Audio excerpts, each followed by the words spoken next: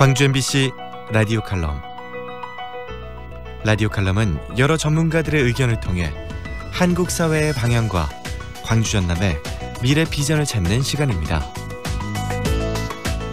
오늘은 남북협력 더 이상 미룰 수 없다란 주제로 전남대학교 농업경제학과 강혜정 교수와 함께합니다. 2018년 4월 27일 남북 정상회담의 감격스러움이 서서히 잊혀져 가고 있습니다. 그 당시만 해도 남북한 교류가 가속화될 것이라는 기대감이 높았고 남북 통일도 곧 이루어질 것만 같았습니다. 그러나 2019년 하노이 북미 정상회담이 결렬되면서 북미 간의 팽팽한 줄다리기가 지속되고 있고 북한은 각종 발사체를 시험 발사하며 위협 수위를 높여가고 있습니다. 최근 김정은 위독설까지 나돌면서 남북관계의 출구는 보이지 않고 있습니다. 그런데 코로나19의 위기가 남북협력의 새로운 촉매제가 될 수 있다는 의견이 제기되고 있습니다. 지난 3월 문재인 대통령은 3.1운동 기념사를 통해 코로나19와 관련한 남북 공동 대응 협력을 공개 제안했는데 김정은 위원장은 친서를 통해 위로의 뜻을 전달했습니다. 여기에 이번 4.15 총선에서 여당이 승리하면서 남북관계 개선에도 훈풍이 불 것이라는 전망이 지배적입니다. 코로나19 등으로 어려워진 우리 경제의 활성화 방안도 북한이라는 잠재 시장에서 찾을 수 있을 것입니다. 이제는 답보되어 있던 남북협력을 더 이상 미룰 수는 없는 상황입니다. 본격적인 남북협력은 아직까지는 현실상 어려운 상황이므로 과거 체결된 지원사업 중심으로 시급한 협력 분야부터 시작할 수 있을 것입니다. 농업, 보건의료, 환경 분야는 상대적으로 정치성이 약하므로 남북 공동 대응 및 협력이 비교적 수월한 분야입니다.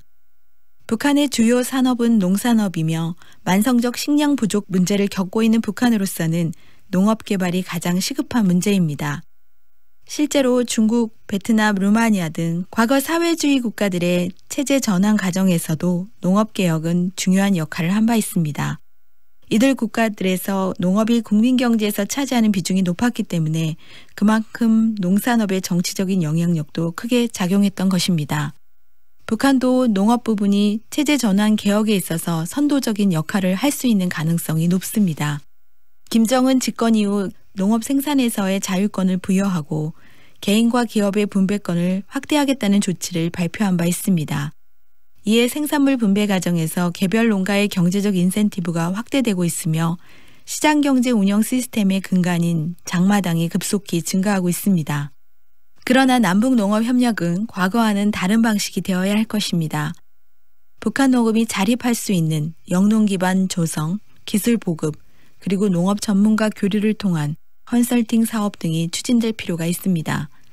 예컨대 북한의 시범 농업단지를 조성하여 작물 생산 관련 기술을 공동으로 연구 개발하고 북한 맞춤형 농업 수익사업 모델을 발굴하는 것입니다.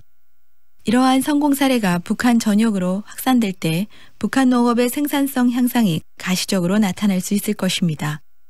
남북농업 협력을 통해서 한반도 평화 번영의 시대가 앞당겨지기를 기대해 봅니다.